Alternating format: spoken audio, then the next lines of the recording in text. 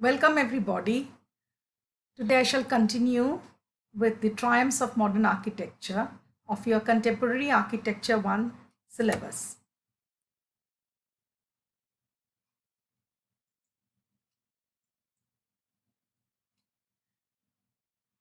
Now, before going into the buildings, you need to know what the golden section is all about.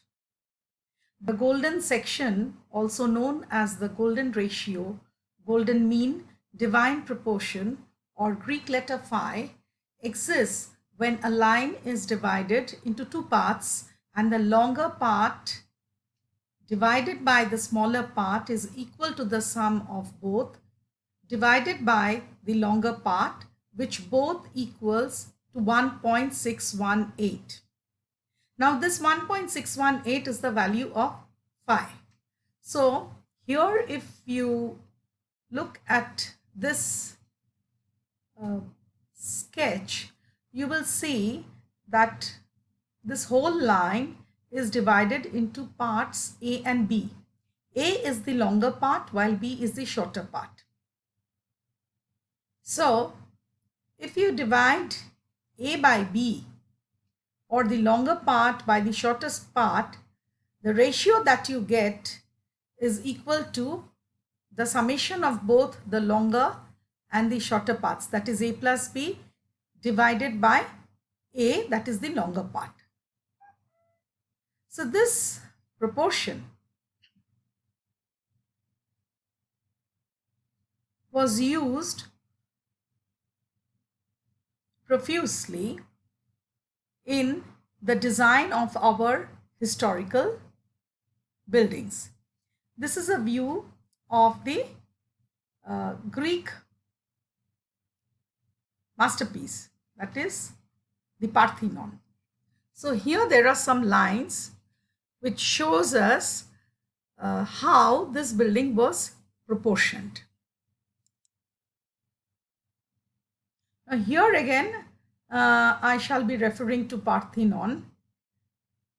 See here there are two diagrams. In this you can see how the sides have been proportioned. Now the number phi, often known as the golden ratio, is a mathematical concept that people have known about since the time of the ancient Greeks. So phi has been in use historically, and this has been used in many architectural structures. Now, appearing in many architectural structures, the presence of the golden ratio provided a sense of balance and equilibrium. The geometrical figure of the golden ratio is essentially pleasing and easy on the eye.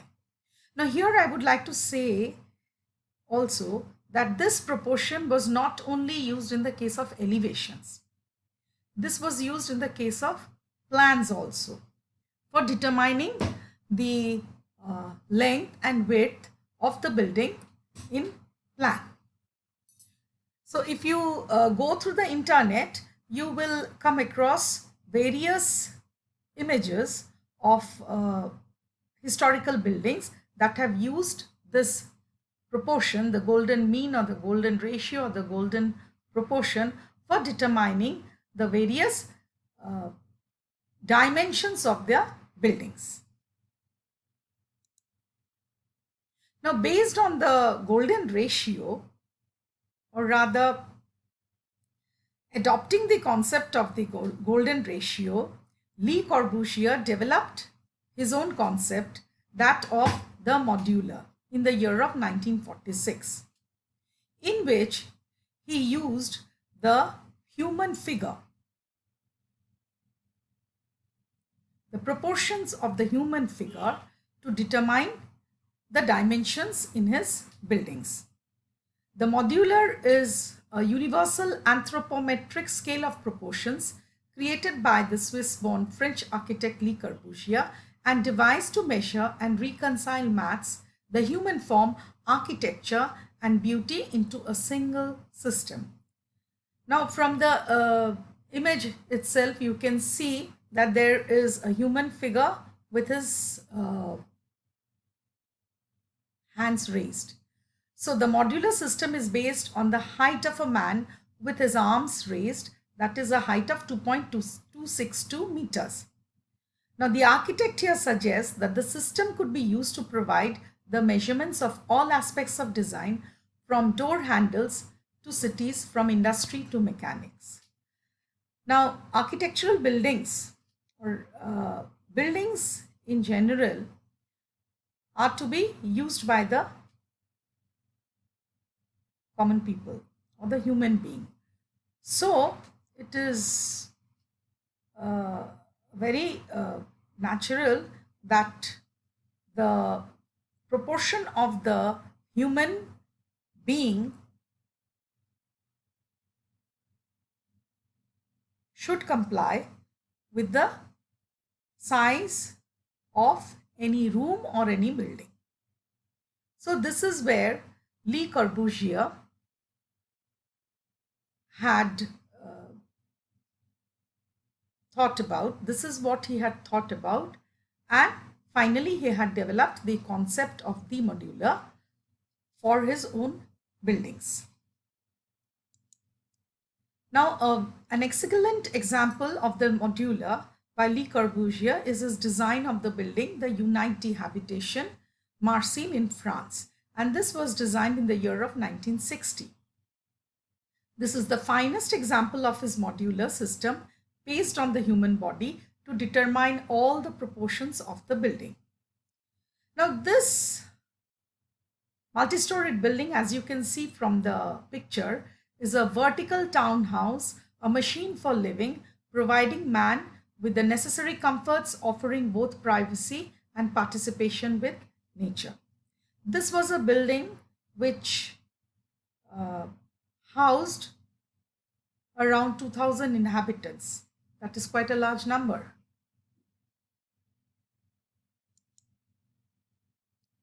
Now here, if you see, this is a floor plan, and as you can see that within each apartment there were levels, as is obvious from the staircase over here, and this is the section. So here again you see that house had been divided into levels, a particular flat you can say, or apartment. Now the building, which consists of 337 two-story houses with 23 variations, is organized so that pairs interlock. Now this is very clear that the floor plan was not typical. There were 23 variations in flats, in the design of flats. So there was no typical floor plan. And here there is an interesting word, interlock, or interlocking of the apartment units. Now here the cross section of each apartment is L-shaped, and the height of each apartment, where it is 2-story high, is 16 feet, and where it is only 1-story high is 7.5 feet. Now these dimensions or these heights were used by Le Corbusier considering the anthropometric dimensions or the human dimensions.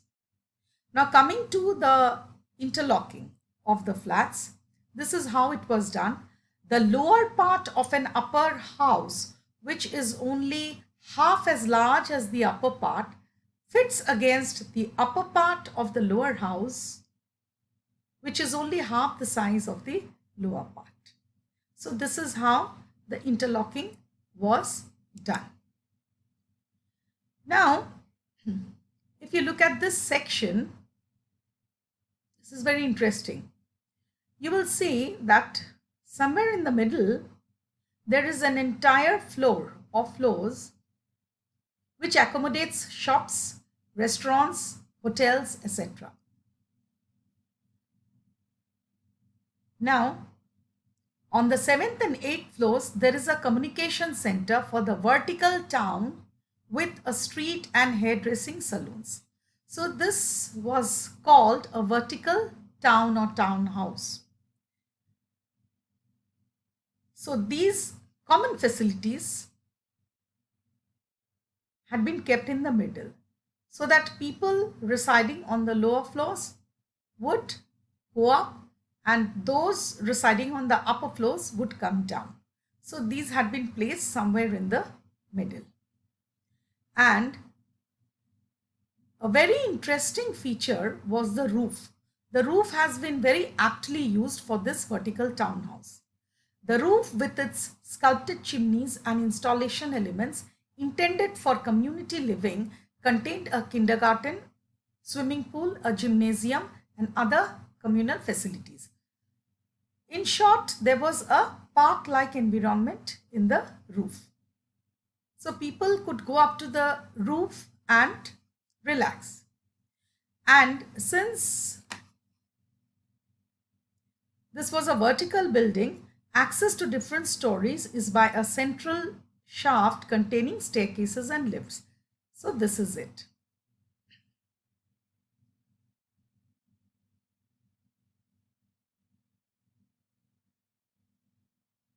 Now this building, designed for a town of 2000, covers only a fraction of the area that would be covered by a conventional horizontal town for the same number of people. So this is the most remarkable feature of this vertical townhouses. It covered only a fraction of the area.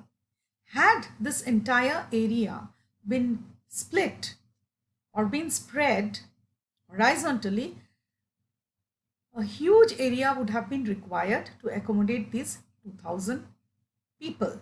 So this has been called a vertical townhouse, as it had all the facilities that would be required in a town that would accommodate around 2000 people.